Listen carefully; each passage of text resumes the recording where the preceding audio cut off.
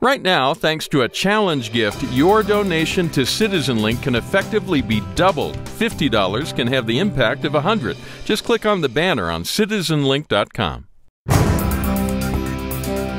What do we need to remember about 2014, and what do we need to act on in 2015?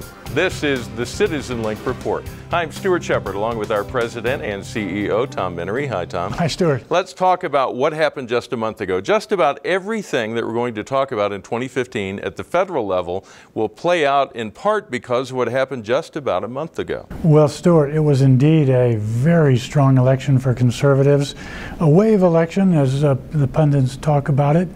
And it means that in Congress, in the House, there are more Republicans now than at any time since the 1920s. And at the state level, there are Republicans in control of governorships, state houses, and state senates.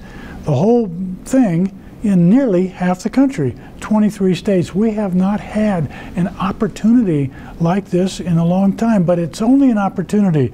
If people go back to sleep and say, well, the Republicans won, I can do other things, I don't have to worry about politics, nothing will happen. It requires people to be vigilant and to support good legislation in the days and months ahead. So before we get to talking about 2015, let's just talk about that idea for a second, and that is what we saw in this past election was that when conservatives speak out, we can make a difference in federal elections and in state elections. A number of things played into that victory. Obviously, it was great dissatisfaction with President Obama, particularly with Obamacare.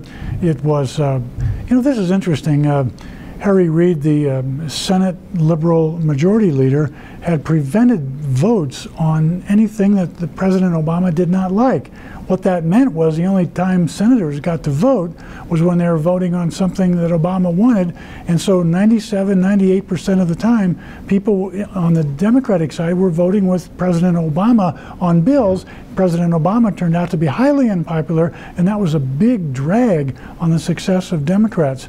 And good candidates emerged on the conservative side. People worked hard to find and to fund people who were experienced, who were telegenic, who had an upbeat, positive message, and these were the kinds of people who won. Now, those of us who can sing at least a couple of lines of "I'm just a bill on Capitol Hill" know that you've got to get past the House and you've got to get past the Senate, but you also have to get a signature from the President. So here we have conservatives that are going to be in the majority in both chambers of Congress. We have a Supreme Court that generally leans just a little bit more conservative than it does liberal, but we still have a White House that's very far left. Well, we do indeed, and a lot of the thinking, planning, bill writing that'll be done in Congress the next 2 years really will be setting up the agenda for conservatives for 2016. However, it is possible that President Obama will be forced to sign some things in order to get some other things that he wants. They'll all be rolled in together. We saw that happen during the closing days of the 2014 legislative year, right after the lame duck session of Congress, when $1 trillion worth of spending was passed in one bill. Now, that's a horrible way to run a government. Ignore the painstaking work of the appropriations process, roll everything together at the end, and yes or no, vote on it.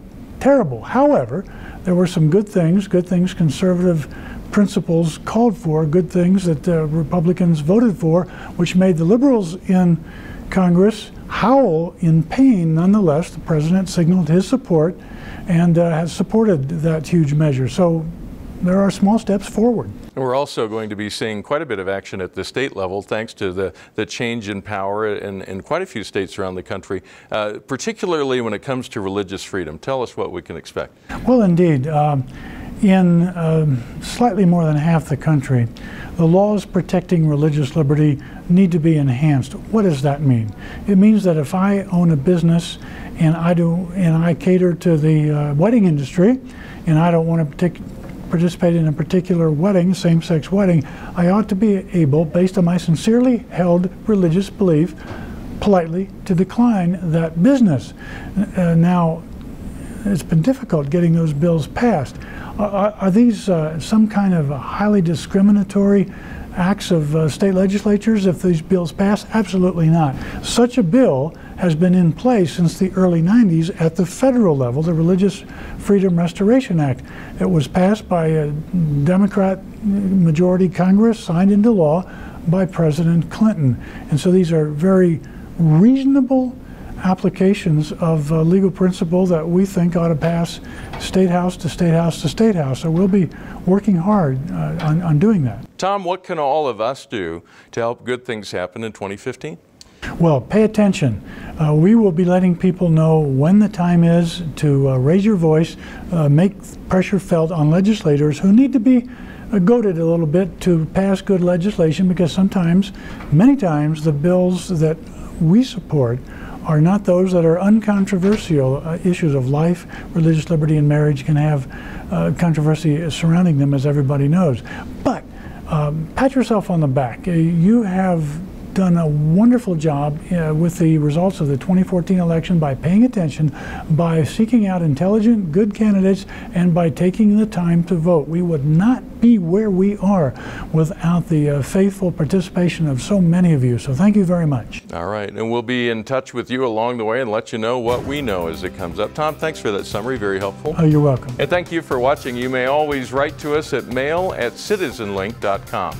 We will be taking Christmas week off, so there will be no CitizenLink report next week, but there will be one the Tuesday of the week of New Year's. Remember, stand tall and be heard.